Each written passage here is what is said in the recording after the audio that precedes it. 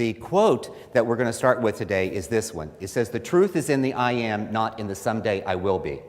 So here's the message for all of you. The truth is in the I am, meaning that you get to claim the present. If you want to be the empowerment, if you want to be the power of one, you claim it today. You don't have to wait for someday I'm going to be good enough for somebody to count on me to do it. You're going to get to do it today. It's going to resonate in the present of where you are. Because the reality is this: you cannot be a victor of your future if you're held captive by your past. You're never going to be able to get to that space that is desired for you if you base everything on what you already know or what you've already done. Those are great placeholders for you and great places for you to be able to move from, but it's not everything. So to move to the future, you have to first ground yourself in the present.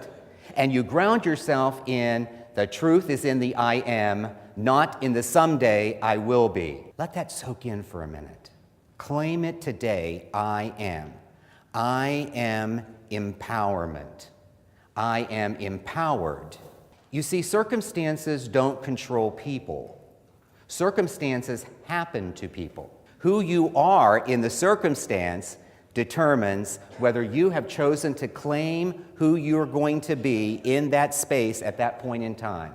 That circumstance doesn't control it. The flat tire, the missing report, the children who have gone awry, the dog who eats the school report. I mean, none of those particular issues really control who you are. They're just circumstances that you're involved in each and every day. So it is your character, it is who you are that actually will determine more about how you empower and how you empower others. You cannot be a victor of your future if you're held captive by your past. The past is something that you should look at to reflect upon. It is something that should be a basis or a foundation from which you can grow from, but it isn't something that you should be tethered to. Because you will not get to a space that is desired for you or a space where you can be if you only rely on what you already know.